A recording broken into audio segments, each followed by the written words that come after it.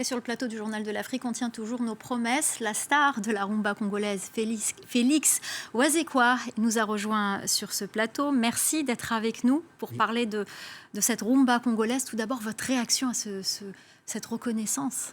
Ah oui, d'abord, j'ai dit à ceux qui président finalement l'UNESCO, merci.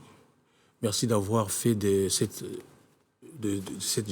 genre de musique quelque chose qui doit être maintenant reconnu mondialement. Et il était temps, parce que déjà en 2016, le Kiba a été déjà reconnu avec sa rumba. Donc il nous manquait la reconnaissance de la RDC et du Congo-Brazzaville, parce qu'on est deux pays à être reconnus, enfin à avoir cette opportunité.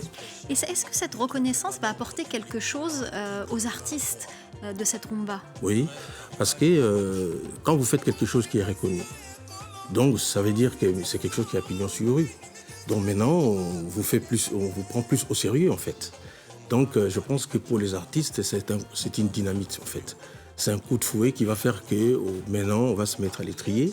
Tout le monde va donner du sien, on va travailler. Aujourd'hui, je pense que la rumba sera peut-être aussi enseignée, pourquoi pas, dans certaines écoles, j'allais dire l'occidentale. Voilà, donc c'est cette reconnaissance. Déjà à Kinshasa, en tout cas, on l'a vu dans le reportage de mais ça manque cruellement au niveau enfin, au dehors du continent. Et qu'est-ce que ça peut apporter à la rumba en elle-même, cette reconnaissance? Oui, c'est-à-dire que déjà, pour nous, c'est une façon de vouloir encore travailler plus. Moi, je pense que, pour ne pas vraiment me leurrer, je dois une fière chandelle aux deux présidents aujourd'hui qui sont au Congo-Brazzaville et à Kinshasa, en l'occurrence le président Sassou Nguesso et notre président Félix Antoine Tshisekedi. C'est-à-dire que cet événement arrive pendant qu'ils ont les rênes, finalement, du pouvoir. C'est à eux maintenant de conserver et de promouvoir maintenant, parce qu'il faut savoir que quand on vous donne une reconnaissance comme ça mondiale, si vous n'en faites rien, on peut vous la retirer. Voilà, donc c'est-à-dire que ce serait dommageable. La balle est dans leur camp. Voilà, la balle est dans leur camp. Je pense que maintenant, on va avoir des studios dignes de ces noms, on va avoir des salles de spectacle dans les deux pays pour qu'on puisse, on arrive à bien promouvoir cette rumba. En tout cas, le message est lancé. Est-ce qu'il y a une rumba classique? Ou est-ce qu'il y a une rumba plus moderne? Ou est-ce qu'il y a plusieurs rumbas? Il y a plusieurs rumbas.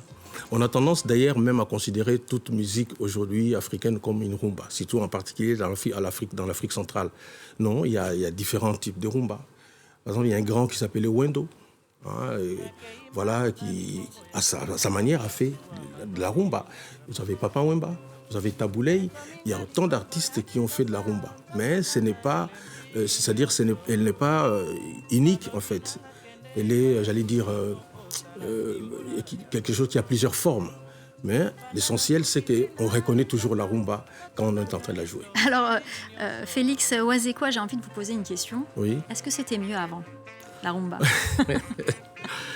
Bon, il faut se dire qu'au début, le but était surtout de faire passer des messages.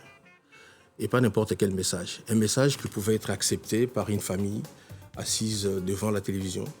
Mais aujourd'hui, il y a par moments des rumbas qui ont parfois des thèmes qui laissent un peu à désirer. C'est-à-dire, voilà, il y a... Un peu commercial, on va dire? Ouais, un peu commercial. Un peu, j'allais dire, je m'excuse pour le mot, quoi. C'est un peu sexy, trop sexy en fait. Voilà, je pense que nous devons revenir aux fondamentaux, faire en sorte que la rumba soit toujours porteuse d'un message. Et on écoute là en ce moment Papa Wemba. Ah oui. Qu'est-ce qu'il aurait pensé de tout ça, Papa Wemba? Papa Wemba, il faut dire d'abord que j'ai été son parolier. Voilà, donc c'est lui qui m'a lancé d'ailleurs dans la carrière. Papa Wemba, je pense que ça aurait été pour lui quelque chose d'extraordinaire. Je pense qu'aujourd'hui, il n'allait même pas dormir. Il allait chanter toute la nuit. C'est quelqu'un que j'ai connu personnellement et aujourd'hui même j'ai beaucoup pensé à lui. Parce que j'ai même fait une chanson à titre posthume pour l'honorer qui s'appelle Papa Wemba, le prince de la rumba. Voilà, c'est sur Félix Ouazekwa officiel. Alors, il n'est plus là, mais je suis sûre qu'il chante quand même toute la nuit. Une dernière question. Vous avez vu ces jeunes à Kinshasa qui apprennent la rumba. Quel message vous avez à leur donner, vous qui avez été bercé par Papa Wemba? Quel est votre message à vous, à cette nouvelle génération? Oui, j'ai dit aux jeunes que voilà, maintenant vous êtes dans un métier qui est reconnu. Vous êtes dans un style qui est reconnu mondialement. Donc vous avez maintenant un passeport. Vous avez les droits maintenant. En plus, vous avez un passeport qui a les QR codes. Vous êtes vacciné 3 doses. Donc, c'est-à-dire que maintenant, il faut y aller.